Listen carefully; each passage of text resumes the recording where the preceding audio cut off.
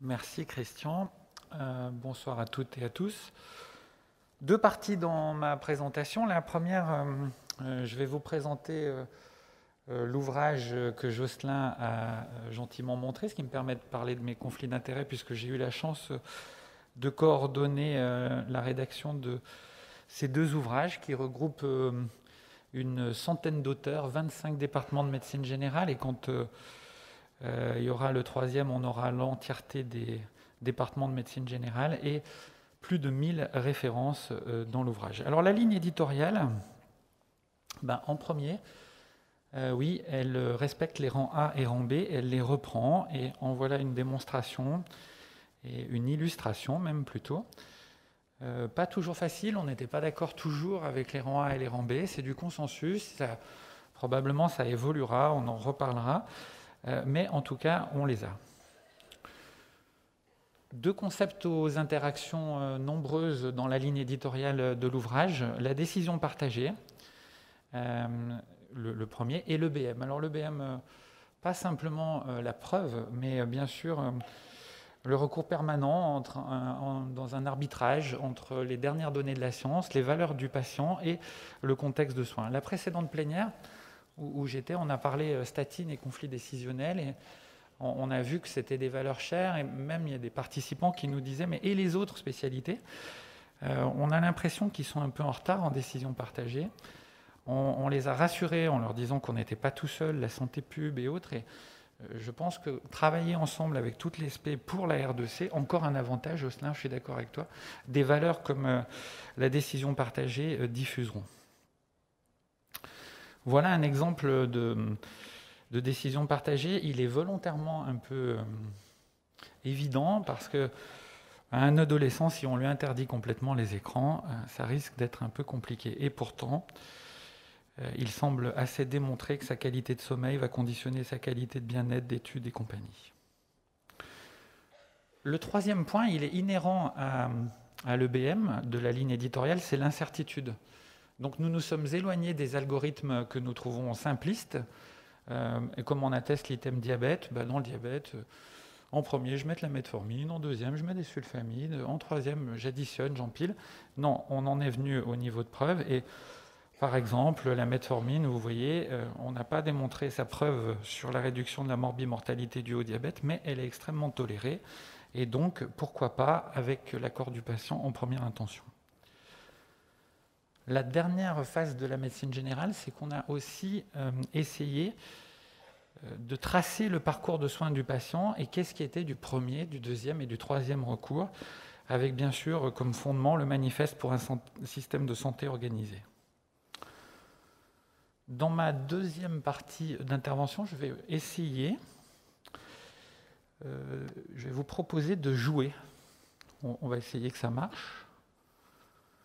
En fait, on va essayer de faire tous ensemble, et c'est pour ça que vous avez un QR code ou le code CNGE sur le WCLAP, un micro-DCP.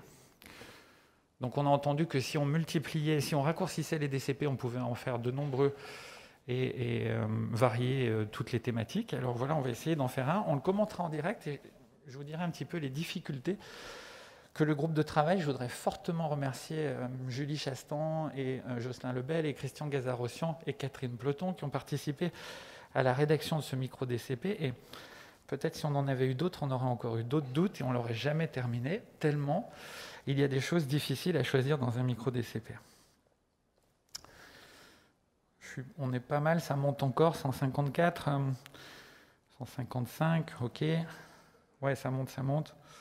Voilà, CNGE ou le code. Je ne voudrais pas quand même avoir toute la session. On est parti. Donc le micro-DCP ou QCM à contexte riche comporte un contexte riche. Alors, je ne vais peut-être pas tout lire, sauf s'il y a vraiment des gens très auditifs dans la salle. Mais il est riche. Vous êtes médecin généraliste, si je vais le lire pour les gens assis, parce que peut-être ils n'arrivent pas à lire de loin là. Vous êtes médecin généraliste et recevez pour la première fois une patiente de 37 ans suite au départ de son médecin traitant.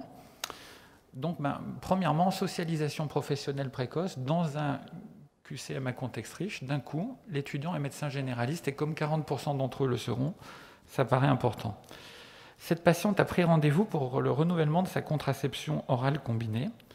Elle est aide-soignante, elle a un enfant, elle a un IMC à 24, elle n'a jamais fumé. Elle ne consomme pas d'alcool quand elle travaille, mais vous voyez qu'elle a une propension à faire un peu la fête. Elle a une activité physique puisqu'elle va au travail à pied et marche tous les jours 30 minutes. Elle a pour seul antécédent une épicondylite. Oui, elle porte des malades pour laquelle elle prend régulièrement de l'ibuprofène 400. Quand on l'interroge, elle n'a pas de problèmes sociaux ou psychologiques, mais c'est la première rencontre, on verra. Dans le cadre de l'évaluation de son risque cardiovasculaire, vous mesurez sa pression artérielle. La mesure est effectuée au repos. Quels sont les éléments exacts, une ou plusieurs réponses possibles à vous?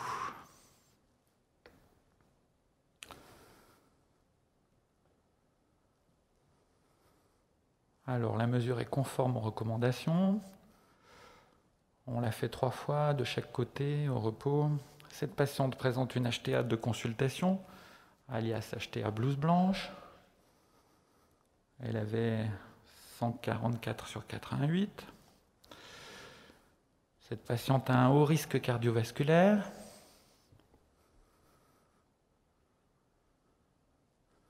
Une HTA secondaire est suspectée. Et on lui proposerait volontiers une automesure. Vous avez vu quelles sont les réponses exactes, une ou plusieurs réponses possibles. Alors quand on a discuté sur la création de cet élément, Jocelyn m'a fait remarquer, il m'a dit non mais tu ne peux pas et proposer un traitement et proposer des choses de la mesure. Oui, très juste, un diagnostic thérapeutique, c'est vrai, c'est pour des étudiants de 2e cycle, il faut que je redescende de mon 3e. À propos, un tout petit propos syndicaliste, oui, il faut vraiment y aller dans le 2e cycle pour la socialisation professionnelle précoce, pour diminuer la rupture paradigmatique énorme qu'on a constatée entre le 2 et le 3 pour notre spécialité. Mais avec le nombre d'enseignants enseignés, le ratio le plus faible, c'est pas toujours simple selon les DMG. 1 sur 60, c'est quand même pas toujours facile.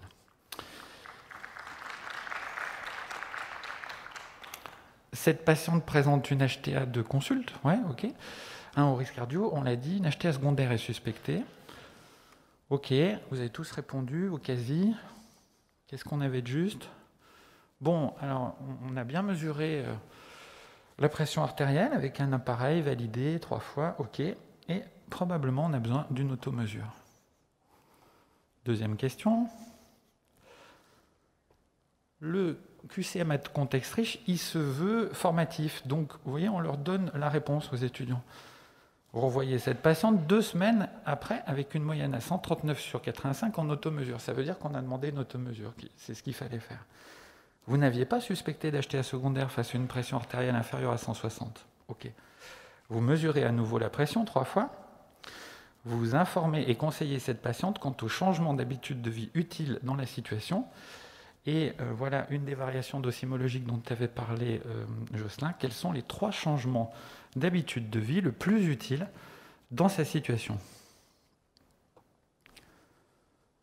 En décision partagée, qu'est-ce qu'on va discuter avec cette patiente et nous, quel va être notre référentiel à lui proposer pour qu'elle diminue sa pression artérielle, autrement dit?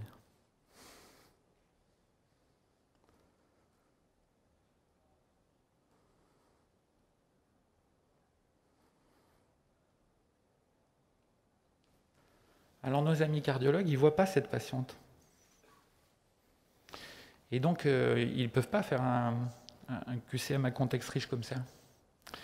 Et les étudiants, quand ils arrivent chez nous, ils voient cette patiente. Ils connaissent toutes les classes thérapeutiques, même leurs effets indésirables parfois. Même les études qui fondent le raisonnement. Mais face à la patiente, la bascule entre connaissances adaptées moyennement à la compétence, le savoir agir en situation, c'est très difficile. Donc probablement cette réforme et l'inclusion de la médecine générale va les aider à mieux vivre cette rupture. Ok, vous êtes super fort, je crois que ça va vite là. Oui, d'accord. L'ibuprofène, mettre un peu d'iatrogénie dans les dossiers, envisager la balance bénéfice-risque des médicaments. La France entière en a besoin, pas que les étudiants de 2e cycle. Changer de contraception, c'est très intime, c'est elle qui va décider, on va lui exposer ce qui existe, on peut en discuter. Réduire sa consommation d'alcool, oui, ça paraît quelque chose, voilà, encore que. Elle verra si elle est prête. Le dernier qui nous a valu beaucoup de discussions dans le groupe, on va vous expliquer pourquoi. Vous suivez cette patiente depuis 8 ans, et oui, on soigne les patients sur le long cours, on lui a mesuré sa pression artérielle de très nombreuses fois, et un jour, ça y est. Pourtant, vous voyez, on a aussi fait du formatif. Elle a réduit sa patiente. On a fait de nombreux entretiens motivationnels. On lui a même expliqué que ça augmentait le risque de cancer du sein. Et il y a eu une bascule. Elle a réduit sa consommation d'alcool. Elle a arrêté l'ibuprofène. Et puis, on est passé à un DIU en décision partagée. Dans la suite d'une consulte, ça y est, on a un diagnostic d'HTA avec une automesure 158,94. Et là, c'est la docimologie, une seule réponse. Qu'est-ce qu'on lui propose comme traitement? Alors, Christian, il voulait mettre du doute, il voulait mettre une bithérapie, hein, Christian. Voilà. Très bonne idée. Mais ça dépend du référentiel. Si on prend le référentiel américain, l'étude Sprint, ils sont plus bas que nous en cible. Ouais, on va y aller en bithérapie directe si c'est 135. Mais si c'est le nôtre, c'est pas évident, elle est juste au-dessus. Si c'est la HAS 2016, non, on a le droit de faire un ou l'autre. Dans le groupe, il y avait aussi Catherine qui m'a dit « Pourquoi tu as enlevé les IEC et les AA2 ?» Je lui ai dit « Elle a 45 ans. » Alors, les QCM ambigus, c'est à éviter, parce qu'à 45 ans, elle est sous DIU, ok, mais vous voyez, où on met l'ambiguïté? Voilà pourquoi vous ne le voyez pas à l'IEC ou la A2. Bon, je pense que là, vous avez fait un carton plein. Hein, ouais, voilà. Bêta-bloquant, on va le réserver aux situations où il y a de la myocardiopathie ischémique, principalement, en première intention. Voilà, j'espère vous avoir montré un peu toute la difficulté à fabriquer un dossier et vous avoir encouragé, malgré cette difficulté, parce que vraiment, c'était très, très intéressant de le faire et de le faire en groupe. Alors, on a un groupe R2C Docimo national, Christian, qui va se réunir et qui va travailler à peu près toutes les Docimo. Donc, s'il y a des gens encore intéressés, je pense qu'il y a encore un peu de place. Voilà. Je vous remercie pour votre attention.